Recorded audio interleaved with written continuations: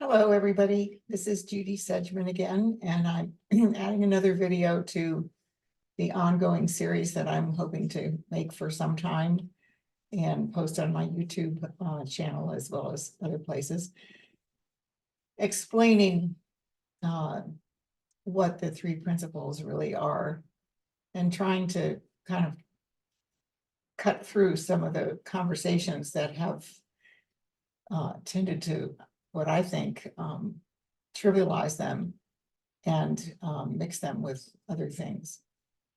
So in my first video, which was actually my New Year's message, I talked about what the principles, what my work meant to me and what the principles meant to me and what the principles mean. My second video, I talked about the nature of principles and what distinguishes a principle from a theory, and why principles explain everything. I started to talk about why they explain everything.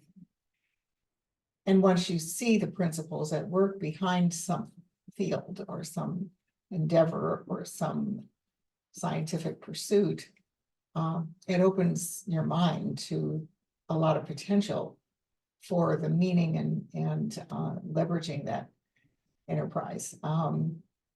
And until you see it, you're just stuck with theories, people's ideas. Well, maybe it's this, maybe it's that, well, maybe it's something else. So principles clarify a field and they achieve certainty and simplicity. So when you see the principles behind something, the questions kind of go away. Like I made a list one time, I won't repeat it here, but I made a list years ago for a talk I did at a conference of all the questions that I had about human beings and dealing with human beings and getting along with human beings before I understood the principles.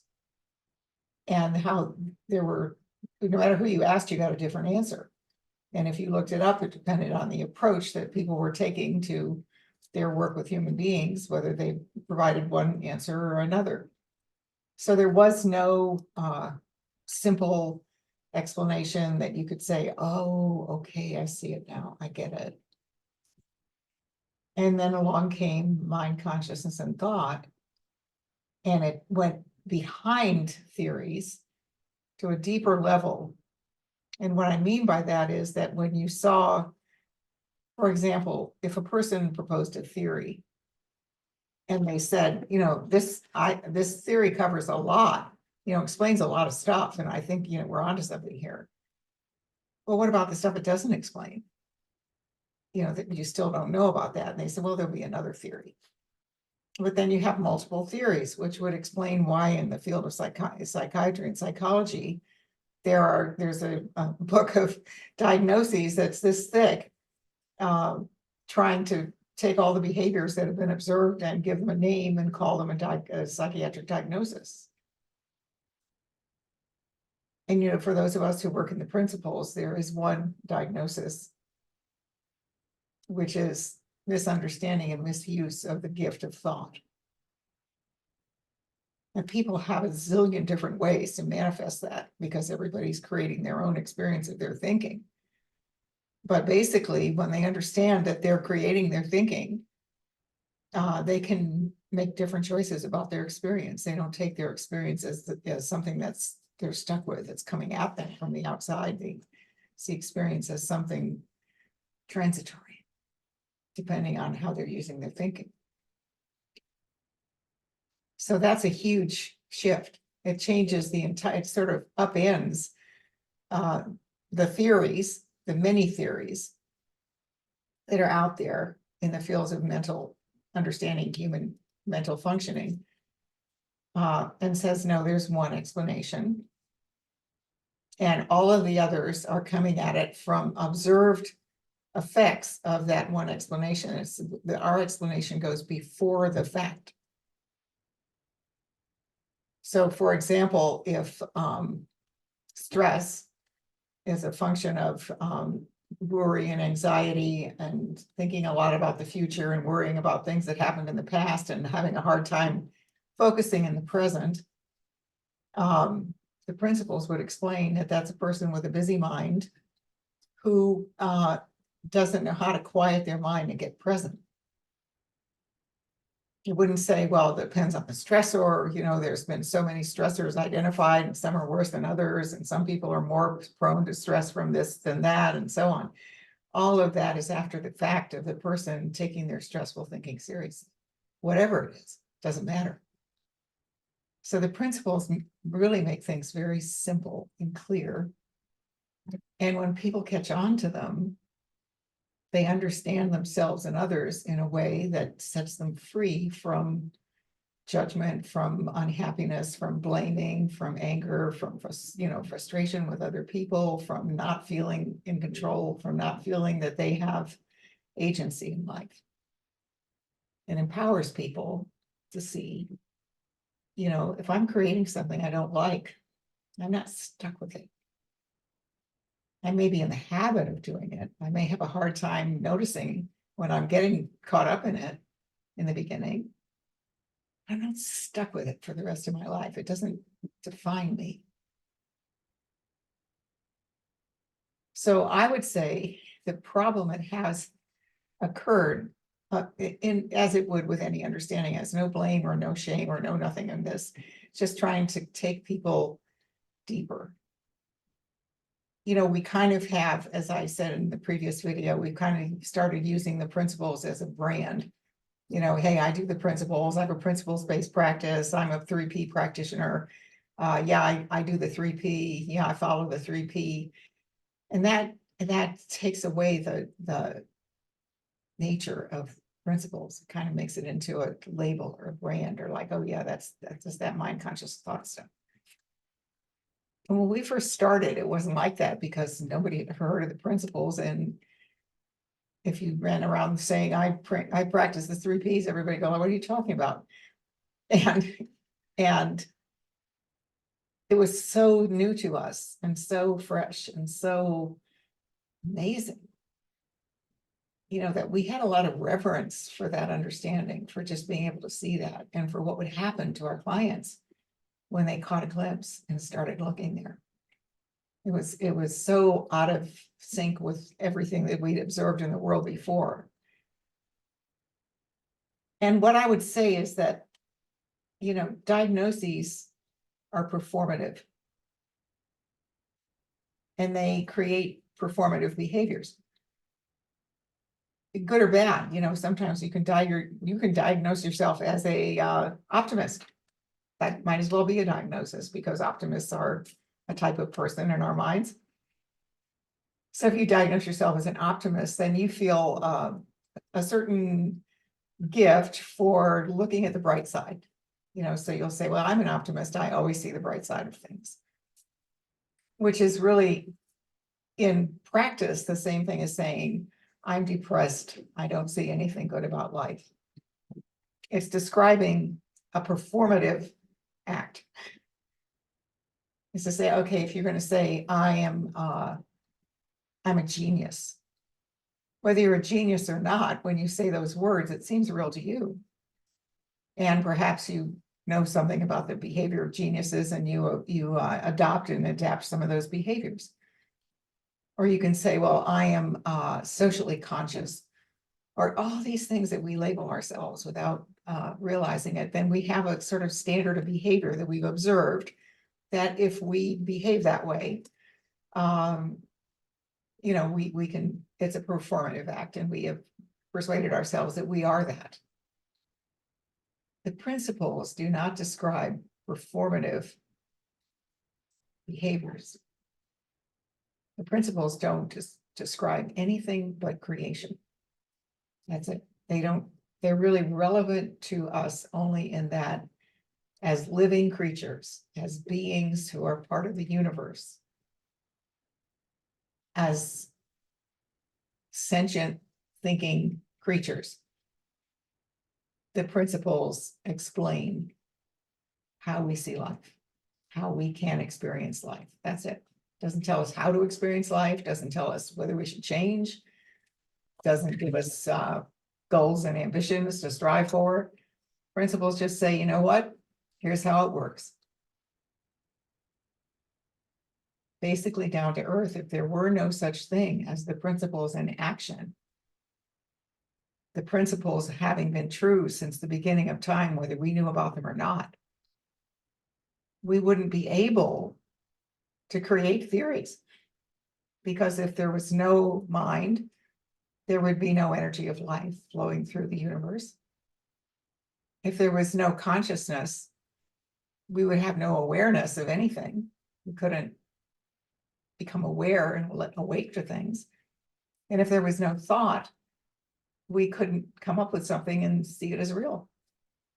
So if I develop a theory, the principles are the thing, are the energy that enabled me to do that. They're not the theory. They're the power behind our ability to theorize. They're the power behind our ability to plan and scheme. They're the power behind our ability to try to improve our lives or try to make ourselves better. But most importantly, because they describe the authentic nature of being alive, of the creation of our moment-to-moment awareness of life, as long as we are alive. The principles describe what living human beings are authentically, before thought. See, I'm not saying our thought is inauthentic. I'm saying our thought is performative. As soon as we have a thought about ourselves, we either don't like it, or we do like it, or we aspire to it, or we wish it was true. But until we have a thought about ourselves, we have infinite possibility to think anything. And we're just a bundle of infinite possibility. That's what the principles describe.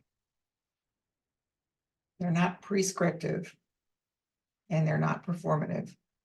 They describe the authentic functioning of the universe and of us within the universe. And so we talk a lot about, we use the terms understanding your true nature. And people always think, oh, yes, my true nature. That's great, because I'm sure I'm really a good person. See, our true nature has nothing to do with good and bad, with beautiful and ugly, with old and young. Our true nature is we create our lives moment to moment via the incredible gifts we have to think, to experience our thinking as real via consciousness. That's it. Our true nature is spiritual. It's spiritual in the sense that the power to think is the superpower behind everything. It's divine, spiritual. So we come into life with this incredible power. And whether we know it or not, we're using it from the minute we start to create thoughts. But we didn't know that for a long time. We thought that life made us think things. And I remember years ago, it's pretty old, 30 when I was in college, it was a long time ago. And I took one course in psychology back then. I didn't know very much about it. And we spent a lot of time talking about cause and effect, as poverty, poor parenting, rape, terrible losses, war, famine, all the things that happen in the world that make us think a certain way.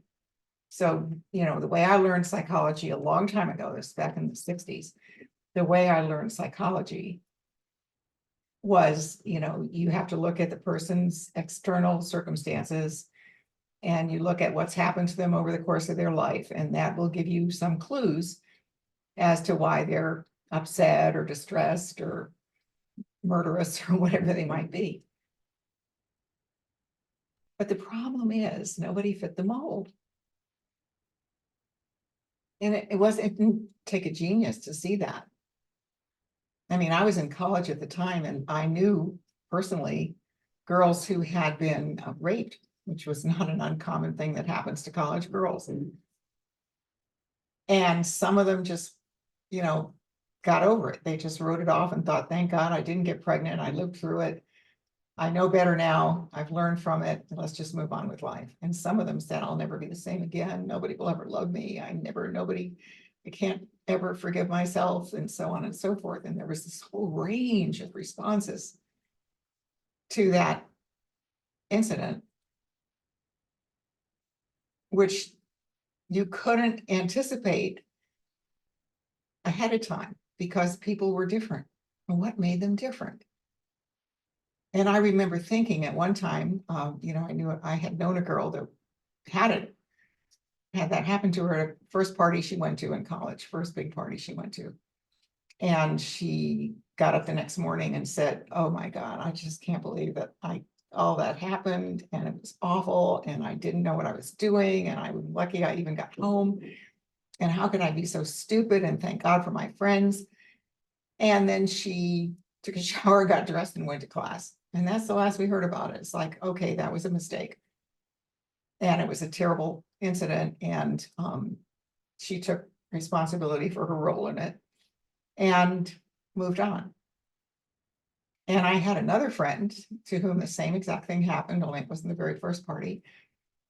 And she was like, "Oh my God, I can't ever forgive myself. I can't go back to church. I can't face anybody. What are my parents going to think? I can't tell my parents. What if I got pregnant? What if I'm damaged?"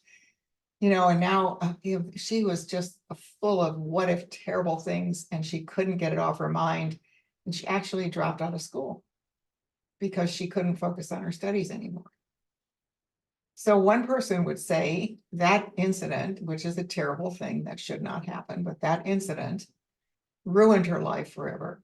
She'd say, "It just ruined my life. I was never the same again." And the other girl would say, "Oh yeah, that happened in college. It was too bad." Now, does that make the first girl shallow? No, just a different way of thinking about life. Does that make the second girl stupid? No, it's just a different way of using her thinking about life.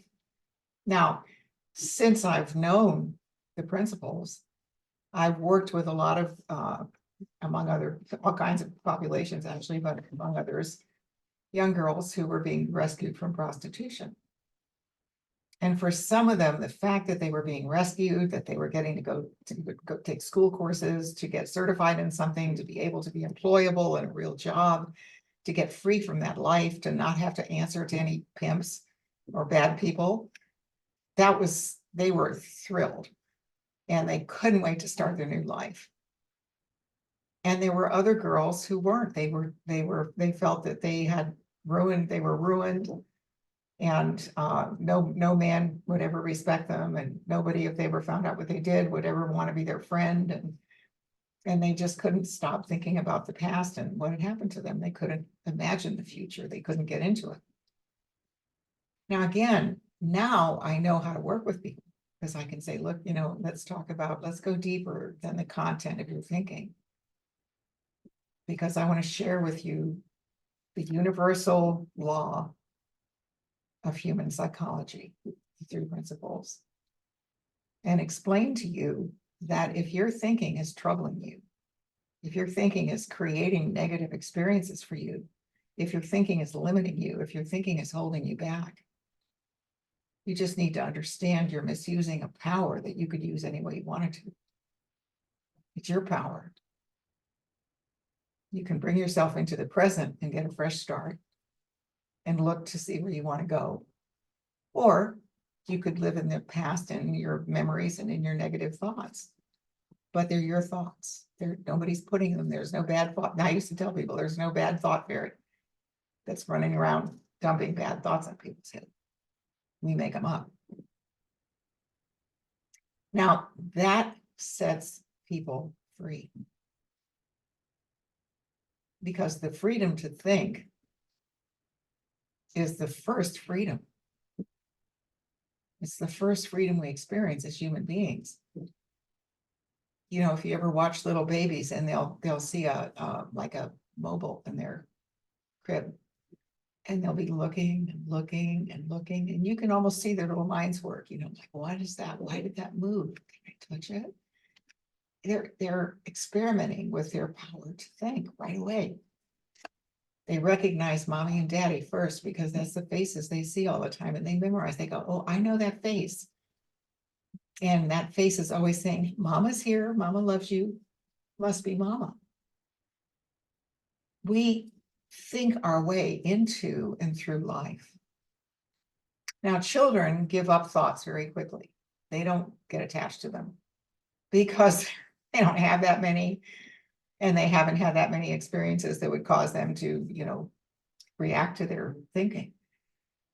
So it's really easy to distract a child. I often think, sometimes when my daughter was a baby, how you take your child to a department store or to a grocery store, and all of a sudden they act out, and you think, oh my God, I just, some parents overreact and punish them, and then the kids get worse. And I realized, no, distraction is what works. So if she was in the grocery store and getting bored sitting in the cart and getting disappointed in how things were going or whatever, I'd pull a toy or something out of my purse. I always had something, depending on her age as she got older, and hand it to her and say, hey, let's do a game with this. Let's pretend that I used to have a little stuffed animal that she liked, and Teddy, and I'd say, let's pretend that Teddy is going shopping. I should get into it. Say, well, Teddy wants cereal. Teddy wants candy. And then we could talk about Teddy. We weren't talking about her. And I'd say, well, Teddy's got cereal at home. I don't think we need to get more cereal yet for Teddy. Okay. Well, Teddy wants candy. Well, candy's not good for Teddy. Maybe Teddy would like some oranges or a banana or some sweet fruit. How about dates? Okay. And we'd have this little chat about Teddy. Now, I'm not some genius mother. I made a ton of mistakes as a mother. Trust me, you feel your way through it no matter who you are. But I do know that if you come at a child with love and understanding how thinking works, you don't take their negative thinking seriously. It's just temporary. It'll pass as soon as they get it off their mind, like one thought later. And that's true for the rest of our whole lives, because that's the power of thought. Thought has full power over our experience as we're thinking it. And as soon as we think something else or look away from it, it's gone. It's gone. I had a good friend in this work years ago that used to say, the life of a thought is as long as you think it, and not a moment longer, because we're the thinker. That's how we forget things. Haven't you ever had the experience, for example, of meeting somebody at someone's house or at a party, and you get their name, shake their hand, and say hi, and 5 minutes later you think, oh my gosh, what was that person's name? I don't remember it. We didn't hang on to the thought long enough to store it. It just, you moved on and the thought disappeared.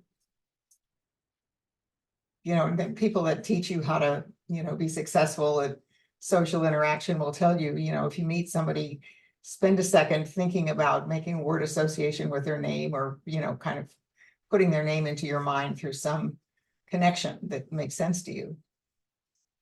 And that works. And why is that? It's because you think the thought long enough to store that thought. It just doesn't fly through your mind.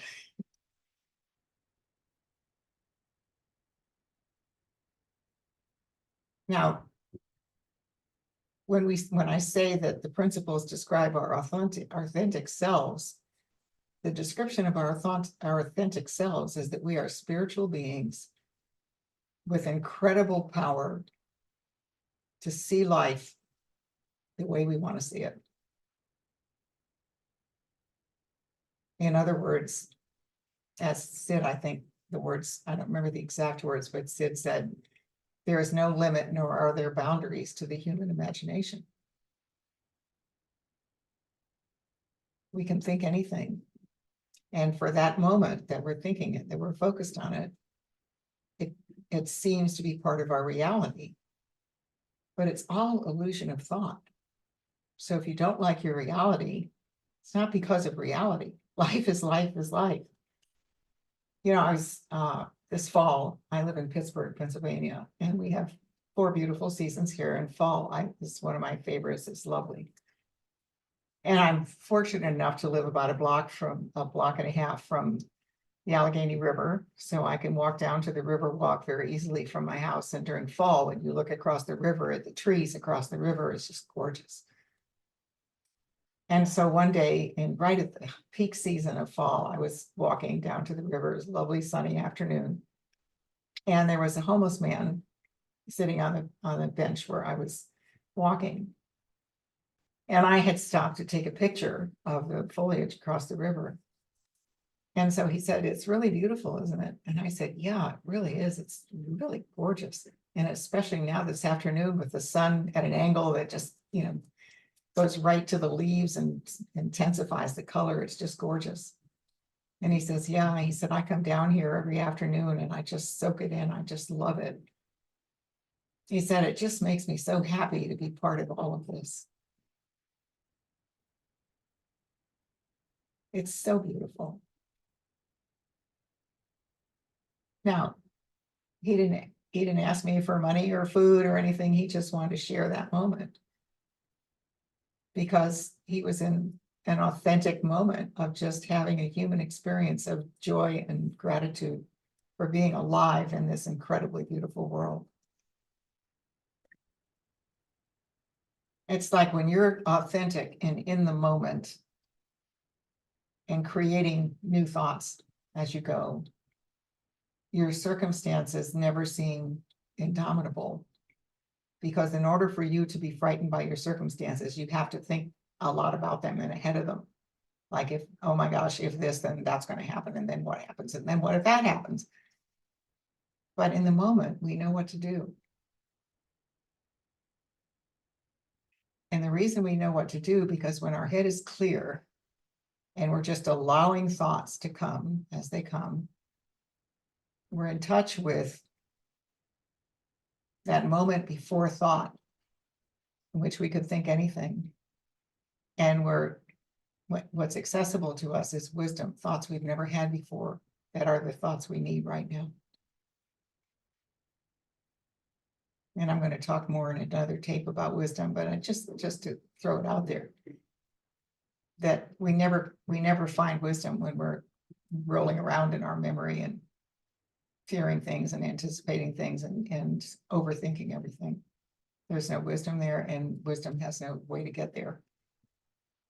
And so we say, "I don't know, I've thought about this for 2 weeks and I can't come up with an answer." I remember that when I was in business, before I learned the principles, I would think, how long am I going to have to think about this problem?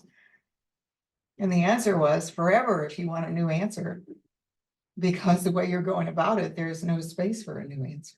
But I didn't know that. So a lot of times we get hopeless because we keep thinking the same thing over and over again, and it never looks any better, and we get hopeless about it. But there's no reason to be hopeless. We just don't know how to clear our head and allow new thoughts to come to mind.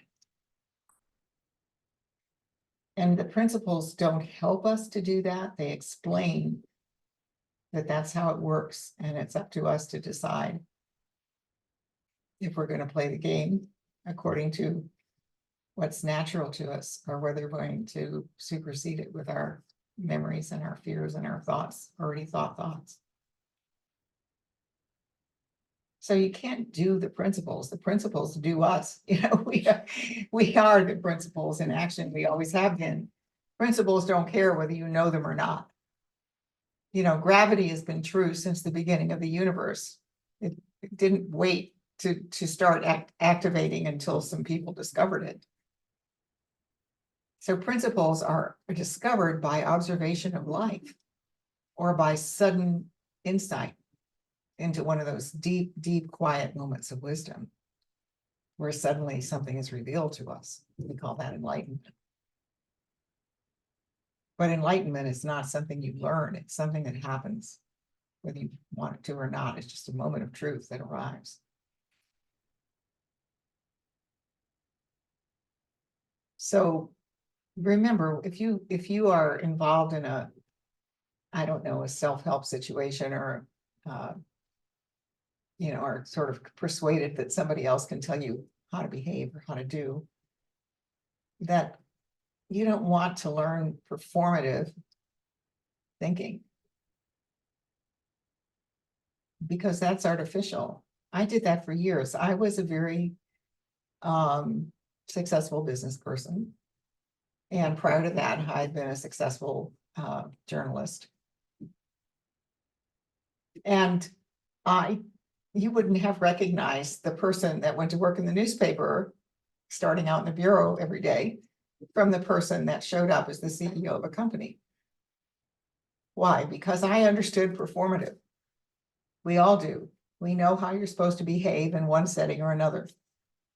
So, when I was going to be running around carrying 50 pounds of camera equipment all day and having to take my own pictures and get down on my knees and get up quickly and run and chase after things and sit in the woods and wait for pictures to show if I was trying to photograph an animal or a bird, I knew that I had to, be able to do that. So I showed up for work in comfortable shoes and pants and loose shirts and things that I could, move around in and that weren't going to get in my way if I was trying to climb a fence or whatever.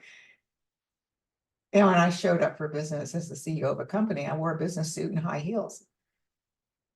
That's performative. That's a behavior that because you've observed other people or because you read the book about it, that is going to show you to be that person. Now, if you are performatively professional and you don't act professional and you aren't really professional, if it doesn't come from within you, people notice that and they just write you off. But it's all part of the package. And I realize that people have lost the distinction in the principles between performative and authentic. When people say things like, well, I do the principles, but I also do this other thing, or, yeah, the principles are good, but there's this something better that I can add.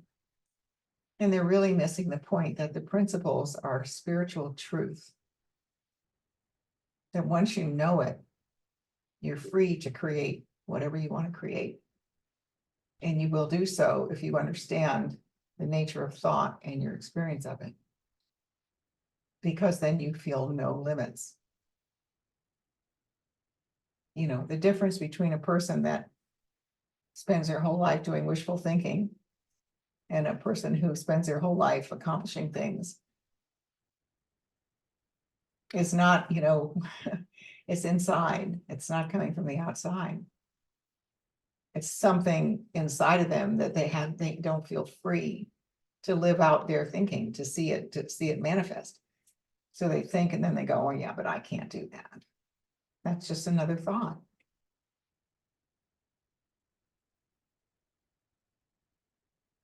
It's just another thought. And when you recognize the thought, you go like, well, why not? Certainly I can do whatever I can envision, I can try. Now there are things that you can't do for physical reasons or limitations that you might have, that are part of your life, but within reason, people can do what they can see to do in a state of mind in which they understand that when you have a good feeling about something, it's the right direction.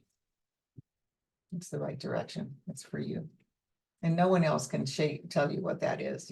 That's what you got to see for yourself in life.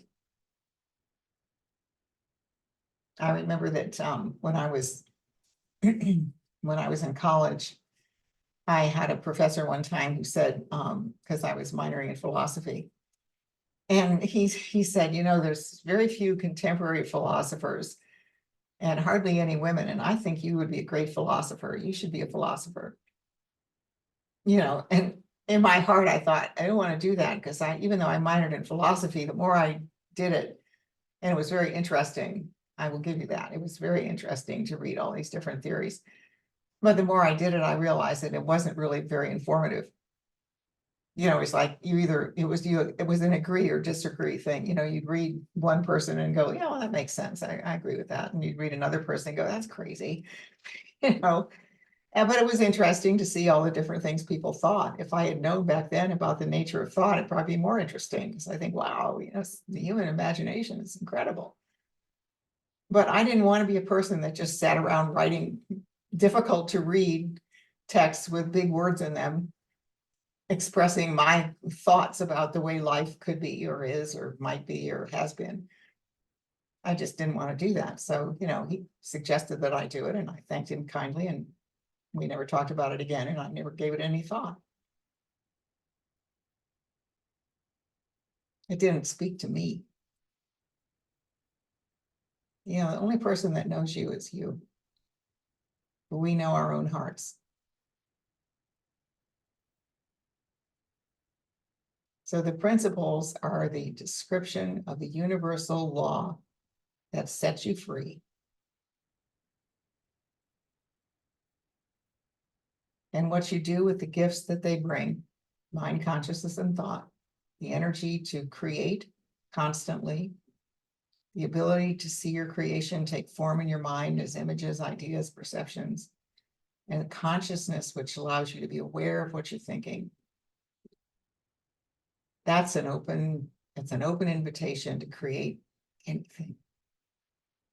And to the degree that you can function moment to moment in life at peace within your own mind, trusting the powers of the principles to keep you going and not thinking about yourself too much, you'll have a life of your dreams. And you're the dreamer. And then it won't be performative. It'll be authentic. It'll be what you see, what you really see. That's you.